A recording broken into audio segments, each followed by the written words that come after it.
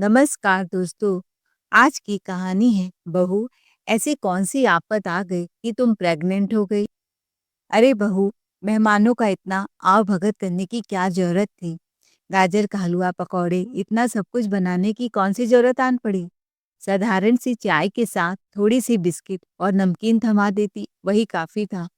मुझे अच्छी तरह पता है ये सब सिर्फ आव भगत करने के लिए नहीं, कहीं ना कहीं तुम्हारा भी मन इन चीज़ों को खाने के लिए ललचाता है।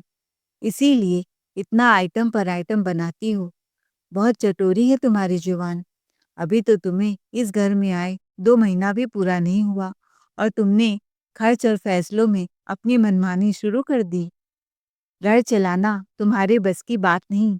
थोड़ी समझदारी और बचत से चलता है घर। नैना कुछ कहने वाली ही थी कि ठीक उसी वक्त उनकी बेटी बबली का फोन आ गया। तो ललिता जी तो नक कर बोली, अरे बबली, तेरी भाभी आते ही खर्चों की बरसात शुरू कर दिया। दिमाग खराब कर दिया है मेरा। मैं कुछ कहूँ तो लोग कहेंगे, देखो कैसी सास है, बहू को चैन से जीने नहीं देती, खाने पीने में रोक टोक करती है। इसीलिए मैं चुप रह जाती हूँ। लेकिन थोड़ी तो समझदार होनी चाहिए ना। मेरी 3-4 सहेलियां घर आ गई थी, तो क्या जरूरत थी इतना खर्च करने की। हाँ माँ, अभी से ही इसे लगाम में रखो। जरा सी ढील दी तो भाभी के पंख निकल आएंगे। फिर तुम्हारी एक बात कान पर नहीं धरेगी। आजकल की बहुएं बड़ी तेज दिमाग की होती हैं। ससुराल में कदम रखते ही सास का पत्ता ही काट देते हैं। अरे उसकी इतनी जरूरत कि मेरे सामने मनमानी करे। अच्छा माँ, मैं 2 दिन बाद आऊंगी, तब तेरी बहू को अच्छे से समझाऊंगी। 2 दिन बाद क्यों बेटी, आज ही क्यों नहीं चली आती। नहीं माँ, परसों मेरी ननद आने वाली हैं। अब मैं उनके खाने पीने के नखरे नहीं झेलने वाली, इसीलिए परसों ही जानबूझ कर आऊंगी। तुम भाभी से कह देना मेरी बेटी के लिए छोले भटूरे और पनीर के पकौड़े बनवाना। तो फिक्र मत कर, तेरी पसंद मुझे अच्छे से मालूम है, और तेरी बेटी गुड़िया की भी। 2 दिन बाद जब बबली मायके पहुंची, तो नैना ने चुपचाप प्लेट में नमकीन और बिस्किट रख दिए। प्लेट देखते ही बबली का चेहरा ऐसे बिगड़ा जैसे कोई अपराध हो गया हो।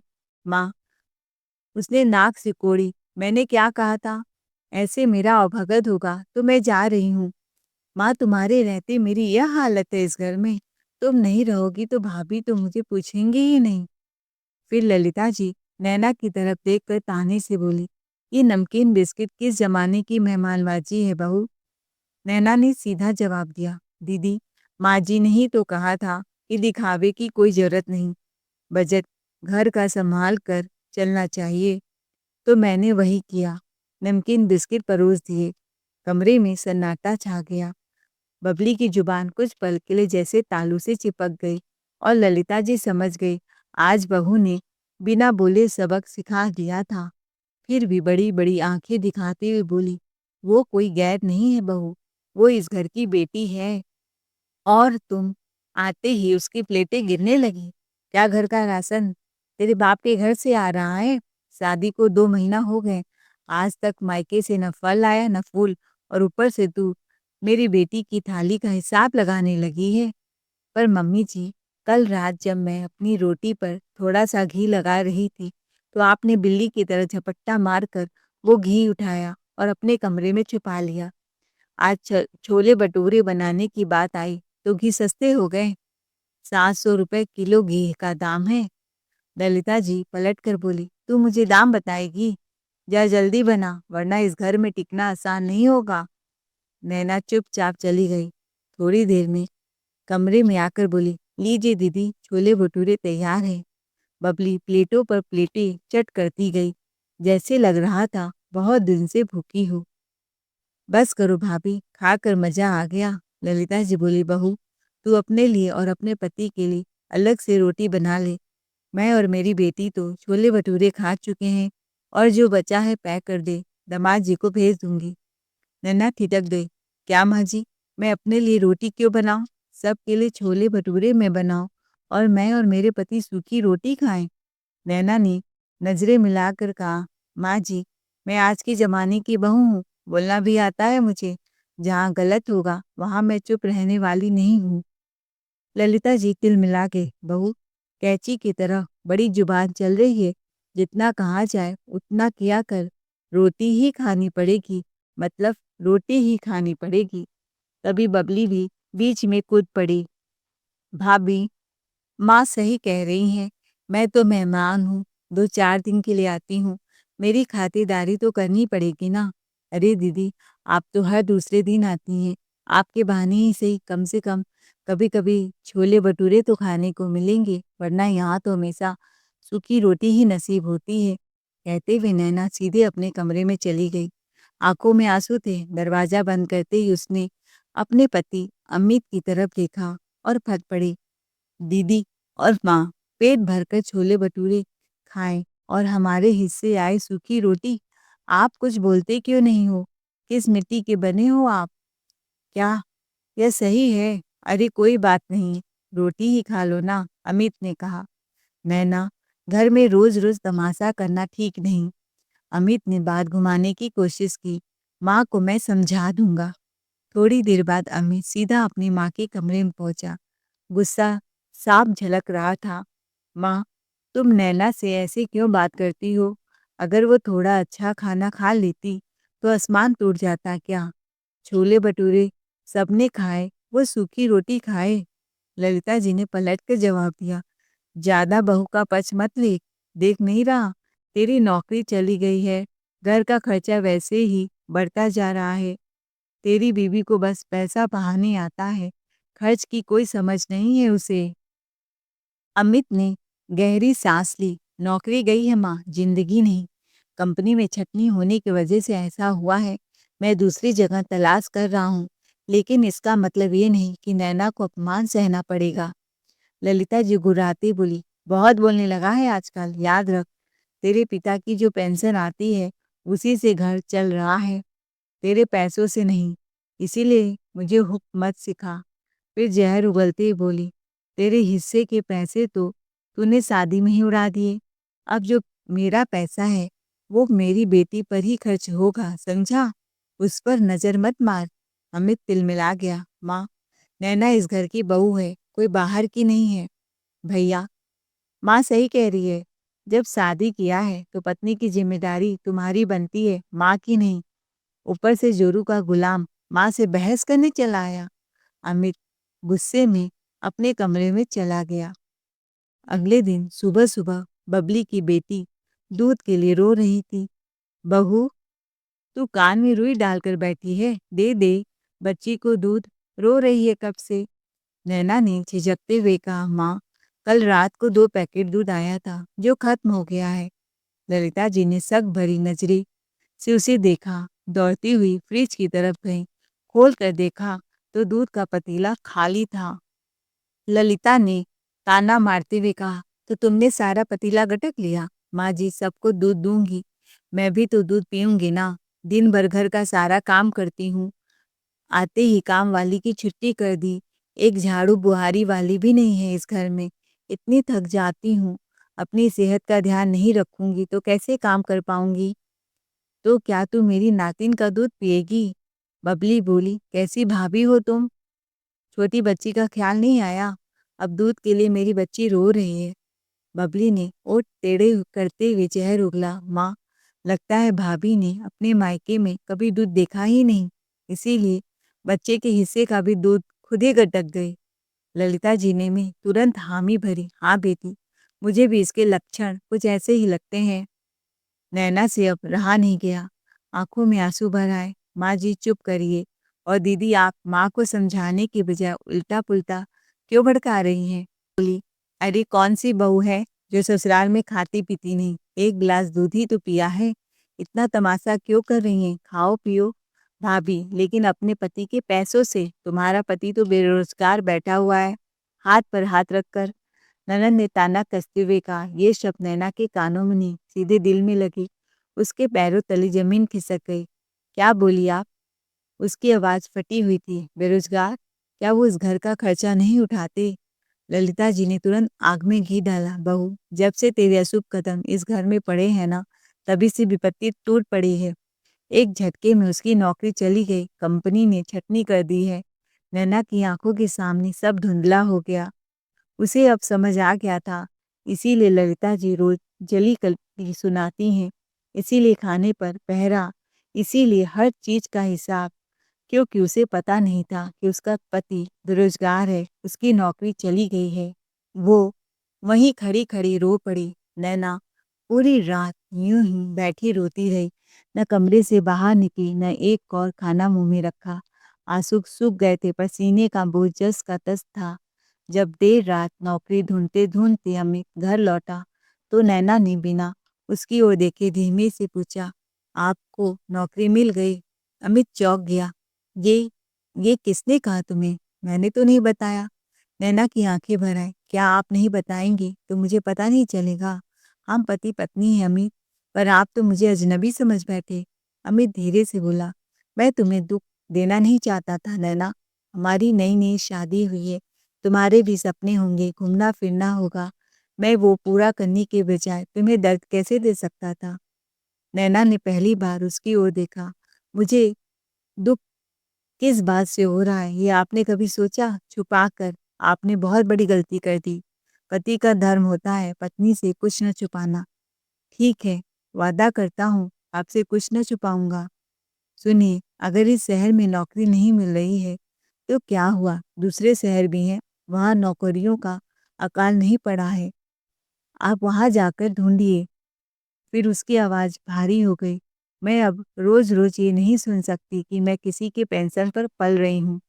न माँ जी की बातें, न दीदी के ताने। मैं आपके साथ हूँ, पर इस घर में अपमान सहकर मैं नहीं रह सकती। अमित ने उसकी ओर देखते हुए कहा, तुम ठीक कह रही हो नैना। मैं कल ही दूसरे शहर के लिए निकलता हूँ। तुम अपना ख्याल रखना। दूसरे ही दिन अमित दूसरे शहर नौकरी की तलाश में निकल गया। इधर अमित को गए 1 हफ्ते ही हुए थे कि नैना की तबीयत बिगड़ने लगी। बार-बार उल्टियाँ, चक्कर, कमजोरी।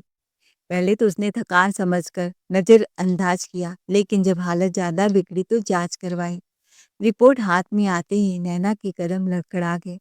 वह माँ बनने वाली थी। एक पल को उसके चेहरे पर हल्की सी मुस्कान आई, पर अगले ही पल वो मुस्कान आंसुओं में बदल गई। ऐसे समय में वो खुद से बुदबुदाई, जब पति बेरोजगार है, घर में रोज ताने मिलते हैं, तब मैं माँ बनने जा रही हूँ। लेकिन एक बात उसने मन में ठान ली, जो भी हो जाए मैं इस बच्चे को गिराऊंगी नहीं। जब ससुराल वालों को पता चला तो बबली दौड़ते हुए मायके आई और माँ को भड़काने लगी। माँ, भाभी गर्भवती हो गई है। जब भाई बेरोजगार है, घर का खर्च पेंशन से चल रहा है। देख माँ, भाभी कितनी चालाक है। काम भी नहीं करना पड़ेगा, इसीलिए प्रेग्नेंट होकर बैठ गई। अब तो भाभी को मौका मिल गया, काम से भी बचेगी और खर्चा भी बढ़ाएगी तेरा। नैना गुस्से में बोली, दीदी आप इस घर में आग लगाने आई हैं? आप मेहमान हैं, 2 दिन रुको और खाओ पियो चलती बनो। आप कौन होती हैं मेरे मामलों में बोलने वाली? बहू, तुम माँ बनने वाली है या घर पर बोझ बढ़ाने वाली है? नैना सन्न रह गई। ललिता जी बोली, तेरे पति की नौकरी चली गई है और तुझे परिवार बढ़ाने की सूझी हुई है। तेरे कदम इस घर में पड़े और नौकरी चली गई, अब बच्चा भी आ गया। पूरी मनुष्यत तू अकेले ही ले आई है। नैना की आंखें भर आई। माँ जी, ये बच्चा कोई पाप नहीं है। चुप, ललिता जी गरजी। जब घर में खाने को ढंग से नहीं तो बच्चा पैदा करना पापी होता है। आजकल अस्पतालों में सब हो जाता है। अभी 1 ही महीने ही तो हुए होंगे, सब सलीके से निपट जाएगा। जाकर चुपचाप अबॉर्शन करा ले। एबॉर्शन शब्द सुनकर नैना के पैरों तले जमीन खिसक गई। माँ जी, आप क्या कह रही हैं? उसकी आवाज कांप रही थी। बबली ने ताना मारा, भाभी, भावनाओं में मत बहो, बच्चा तो फिर भी हो जाएगा, पहले घर संभालो। आपको इतनी क्या आफत आ गई थी प्रेग्नेंट होने की? ललिता देवी ने आखिरी वार किया। साफ साफ कह रही हूँ बहू, इस घर में अभी इस बच्चे की कोई जगह नहीं है। आने दो अमित को, मैं तब तुझे अच्छे से बताती हूँ। अगली सुबह नैना चुपचाप एक सेब और एक केला खा रही थी। अभी पहला निवाला ही लिया था कि ललिता जी का विलाप शुरू हो गया। ललिता जी छाती पीटते हुए बोली, हे भगवान, अब यह घर कैसे चलेगा? दवा, डॉक्टर का खर्च, ऊपर से महंगाई आसमान छू रही है।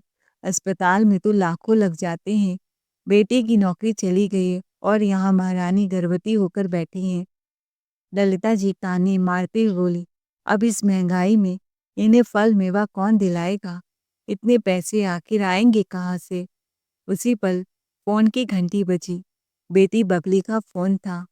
उसने कहा, माँ, मुझे बस 5,000 चाहिए, अगले महीने लौटा दूंगी। ललिता जी का स्वर तुरंत बदल गया। ममता लुटाते हुए बोली, अरे बेटी, पैसे की क्या बात करती है? मेरा जो कुछ है सब तेरा ही तो है। फोन पर बबली बोली, माँ, गुड़िया की स्कूल की फीस भरनी है। तेरे दामाद जी की भी थोड़ी दिक्कत चल रही है अभी। ललिता जी बिना सोचे, ले जा बेटी, चिंता मत कर। तेरे लिए तो मेरी हर सांस हाजिर है। नैना सब कुछ सुन रही थी, आंखें नम हो गई। मन ही मन बुदबुदाई, माँ जी, मेरे खाने के लिए एक सेब और केला महंगा लग रहा है और बेटी के लिए पैसे की कोई कमी नहीं। आए दिन पैसे ले जाती है। कुछ दिन बाद जब नैना के मायके में खबर पहुंची कि उनकी बेटी माँ बनने वाली है, तो वहाँ खुशी का सैलाब उमड़ पड़ा। नैना की माँ मालती जी हाथों में ढेर सारा सामान लेकर बेटी से मिलने ससुराल पहुंची। फल, मेवे, घी, ड्राई फ्रूट्स। लेकिन घर में कदम रखते ही ललिता देवी की निगाहें सीधे सामान की थैलियों पर जा टिकी। नमस्ते या हाल चाल नहीं लिया, मानो देखने आई हूँ कि क्या क्या चीजें लेकर आई है। इधर नैना नाश्ते की तैयारी करने लगी तो ललिता देवी तूफान बनकर किचन में पहुंची। बहू, ज्यादा खातिरदारी करने की कोशिश मत करना। वैसे तेरे माँ बाप ज्यादा कुछ खास लाए नहीं है। हम तो अपनी बेटियों के घर इतना भेजते हैं कि रखने की जगह कम पड़ जाए। एक टुकड़ा लाने से कुछ नहीं होता। ललिता जी ने नाक सिकोड़ते हुए कहा, एक काम कर, इनको ऐसे ही बिस्किट नमकीन लगाकर दे देना। नैना ने धीरे से कहा, आप क्या बोल रही हैं माँ जी? जो सुन रही है वही। ललिता जी ने कहा, इतना बनाना खिलाना इस घर की औकात में नहीं है। नैना ने ज्यादा बात का बतंगड़ नहीं बनाना चाहती थी क्योंकि उसकी माँ बैठी थी। बस जो बना बनाया रखा था वही माँ को परोस दिया। मालती जी बोली, बेटी तू बैठ, मैं खाने नहीं आई हूँ। कहते हुए उनके आंसू छलक पड़े। अरे बिटिया, तू बहुत कमजोर लग रही है। ललिता जी बीच में टपक पड़ी, समधन जी, बहू का ख्याल ठीक से रख रहे हैं हम। वैसे ही आपकी बेटी है और हम कोई उसे भूखा नहीं रख रहे हैं। हर वक्त इसका मुंह तो चलता ही रहता है। आप लोगों को तो बस सास को बदनाम करने की आदत है। यह कहकर ललिता देवी अपने कमरे में चली गई, पर आंखें वहीं अटकी रही। खिड़की से झांक झांक कर देखती रही कि माँ बेटी में आके कौन सी साजिश पक रही है। मालती जी ने नैना को सीने से लगाकर कहा, बिटिया, तेरे लिए 5 किलो काजू, अखरोट, बादाम सब लाई हूँ। ऐसे वक्त में जितना पौष्टिक खाएगी उतना मेरा नन्हा सा नातिन स्वस्थ रहेगा। फिर थैले की ओर इशारा करते हुए बोली, और ये देसी घी गांव से खास तेरे लिए मंगवाया है, पूरा 10 किलो घी है।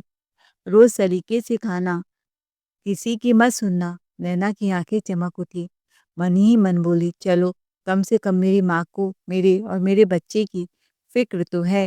यहाँ सास का प्यार बस बेटी बेटी तक सिमटा है और उस पर पेंशन के नोट दोनों हाथों से उड़ाए जाते हैं, जबकि बेटा जो दिन रात मेहनत करता है, लगता है कि इनका सगा बेटा है ही नहीं। मालती जी के जाने के ठीक 1 घंटे बाद ललिता जी ने अपना नया नाटक शुरू किया। ललिता जी बोली, बहू, मेरा सर दर्द कर रहा है, जा चाय बना ला। इतना सामान पड़ा है, मैं ही सब सहेज देती हूँ। आखिर तू गर्भवती है, थोड़ी बहुत मदद तो मैं कर ही सकती हूँ। नैना बिना कुछ कहे चाय बनाने रसोई की ओर चली गई। पीछे से ललिता जी की नीयत जाग चुकी थी। उन्होंने काजू, बादाम, किशमिश, अखरोट एक एक कर चुपचाप अपनी अलमारी में भरना शुरू किया। फिर देसी घी का डिब्बा उठाया और उसे भी ले जाने लगी। तभी नैना लौट आई। माँ जी, ये घी और मेरे मेवे आप कहाँ ले जा रही हैं? ललिता जी बिना झिझक से बोली, अरे अलमारी में रख रही हूँ, तू ही तो खाएगी, मैं कौन सा खा जाऊंगी। अगले दिन नैना को कुछ ज्यादा ही कमजोरी महसूस हो रही थी। ललिता जी ने बनावटी चिंता दिखाते हुए कहा, बहू जा डॉक्टर को दिखा। गर्भावस्था में जरा सी लापरवाही भी भारी पड़ जाती है। आखिर मेरे पोते का सवाल है। नैना ठिठक गई। मन में पहली बार एक उम्मीद की किरण जगी। शायद अब सासू माँ को पोता से मोह हो ही गया है। उसने धीरे से कहा, ठीक है मम्मी जी, आज ही चेकअप करा आती हूँ। इधर नैना चेकअप कराने के लिए घर से निकली, उधर ललिता जी के दिमाग में साजिशों की पूरी पटकथा चलने लगी। अब देखती हूँ मायके का सामान कैसे इस घर में टिकता है। मन ही मन सोचकर उन्होंने अपना खेल शुरू कर दिया। करीब 3 घंटे बाद जब नैना लौटी, कमजोरी से सिर चकरा रहा था, भूख जोरों से लगी थी। उसने सोचा, चलो माँ ने जो ड्राई फ्रूट्स दिए थे उन्हीं में से थोड़ा खा लेती हूँ। नैना रसोई में गई, अलमारी खोली तो उसके पैरों तले जमीन खिसक गई। डिब्बे खाली पड़े थे, बस 2-4 काजू बादाम के टुकड़े, जैसे उसका मजाक उड़ा रहे हों। घबराई हुई नैना सीधे सास के पास पहुंची। मम्मी जी, यहाँ जो सारे ड्राई फ्रूट्स थे और वो देसी घी सब कहाँ गए? ललिता जी बिल्कुल बेपरवाही से बोली, अरे बहू, इतनी ठंड पड़ रही है ना, और दामाद जी को कमजोरी लग रही थी, तबीयत भी ठीक नहीं थी, तो मैंने सब घी से मेवे के लड्डू बनवाए और दामाद जी के घर भिजवा दिए। नैना सन रह गई। मम्मी जी, वो पूरा 10 किलो घी था। ललिता जी भड़कते हुए बोली, तो क्या हो गया? मम्मी जी, क्या दामाद जी 10 किलो घी खा जाएंगे? फिर ताना मारते हुए, बहू तू बहुत हिसाब रखने लगी है। बेटी और मेरी नातिन भी खाएगी। अपने मायके की चीजों पर बड़ा घमंड है तुझे। हाँ मम्मी जी, मुझे मायके की चीजों पर बहुत घमंड है। आप एक काम करिए, जो कुछ है सब अपनी बेटी को ही दे दीजिए। आवाज और ऊंची हो गई, और अगर बहू को इस घर में हक से एक रोटी खाने का भी अधिकार नहीं है, तो साफ कह दीजिए, मैं खुद रास्ता निकाल लूंगी। हमें सड़क पर फेंक दीजिए। ललिता जी हक्का बक्का रह गए। मेरी माँ ने आपके लिए नहीं, मेरे होने वाले बच्चे के लिए मेवे भेजे थे। मैं गर्भवती हूँ, मुझे खाना चाहिए। ये भी आपसे देखा नहीं गया। अगर मैं आपका एक चम्मच घी निकालूं तो आपकी जान सूख जाती है, और पूरे 10 किलो घी मेवे आप अपनी बेटी और दामाद को दे आए, वो भी मेवे के लड्डू बनाकर। आंसू बहाते हुए बोली, आज समझ आ गया मम्मी जी, इस घर में न बहू की कीमत है न उसके बच्चे की। इसीलिए तो आज मुझ पर इतना प्यार उमड़ रहा था। बहू, अपने हद में रहे। मेरी सास बनने की कोशिश मत करना, वरना तुझे इस घर से निकालने में मैं एक पल भी नहीं लगाऊंगी। नैना बोली, मम्मी जी, आपके साथ रहना ही किसे है? दिन रात बस बेटी पुराण लिए बैठी रहती हैं। पेंशन के पैसे आपकी बेटी पर पानी की तरह बहते हैं, और बहू बेटी पर अगर 1 रुपया भी खर्च हो जाए तो आपकी सांस अटक जाती है। ललिता जी चिल्लाकर बोली, तो चली जा, किसने रोका है? इतने में पीछे से भारी कदमों की आवाज आई। अमित गुस्से से, बस माँ, बस, अब बहुत हो गया। सब पलटकर देखने लगे। मैंने पहले ही कहा था, मेरी पत्नी को इतना तंग मत किया करो। ललिता जी हड़बड़ा गई। अरे बेटा, मैं तो बस।